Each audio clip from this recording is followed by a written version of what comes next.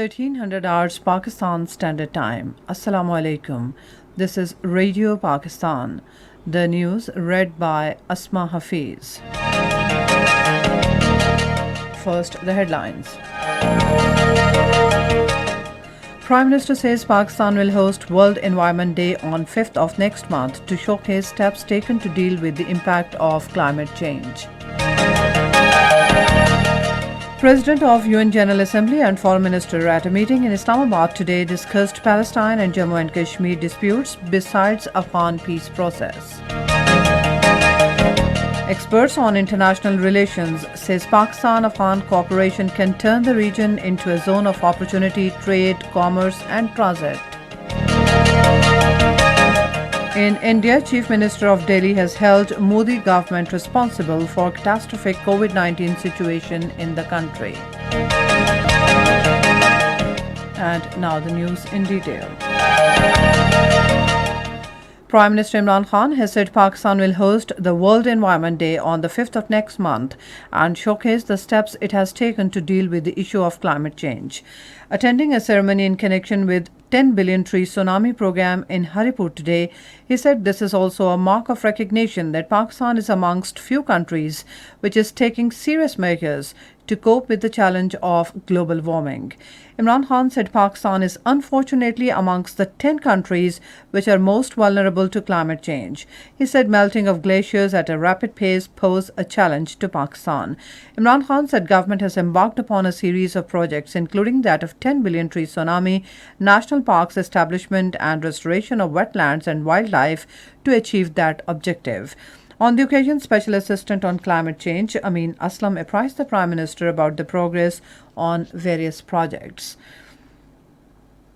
President of the UN General Assembly, Volkan Bozkır, held a meeting with Foreign Minister Shah Mahmood Qureshi at the Foreign Office in Islamabad today and discussed Palestine and Jammu and Kashmir disputes besides the Afghan peace process. The Foreign Minister appreciated the efforts of Volkan Bozkır for summoning an emergency session of the UN General Assembly on Palestine issue. He said ceasefire was the first goal to get the Israeli atrocities against Palestinians stopped, and there was a success on that front. The Foreign Minister, however, stressed the need for resolution of Palestine and Jammu and Kashmir disputes in accordance with the UN Security Council resolutions. Experts on international relations say Pak-Afghan cooperation can turn the region into a zone of opportunity, trade, commerce and transit.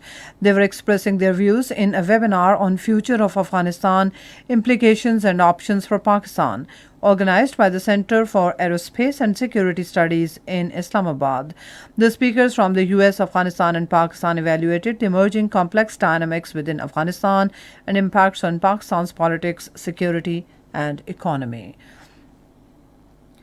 Pakistan High Commissioner to Canada Raza Bashir Tarar says Pakistan's mission to Canada will continue to provide prompt consular services to the community in line with the vision of Prime Minister Imran Khan. He was addressing virtual e-Kacheri cum public forum in Ottawa for Pakistani diaspora in Canada to redress their problems and other community-related issues. He emphasized that Pakistan's High Commission and its consulates in Canada have been providing adequate services notwithstanding the challenges posed by COVID-19 pandemic. In Indian illegally occupied Jammu and Kashmir, attendants of COVID-positive patients protested against the authorities at Sub-District Hospital Kupwara for the lack of basic facilities. The protesters assembled in the hospital premises and raised slogans against Indian authorities. They said the staff deputy does not do justice to their job and remains inaccessible most of the time, leaving the patients to suffer. In India, Chief Minister of Delhi, Arvind Kejriwal, has held Modi government responsible for catastrophic COVID-19 situation in the country.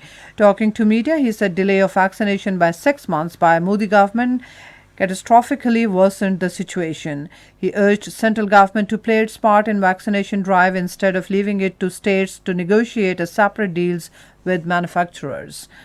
In Nigeria, 4 people have died while nearly 150 people are missing after a boat capsized due to overloading in the Niger River. And that is the end of this news bulletin. For more news and analysis, log on to our website radio.gov.pk and also watch live video streaming of our bulletins on the link facebook.com/Radio Pakistan News Official.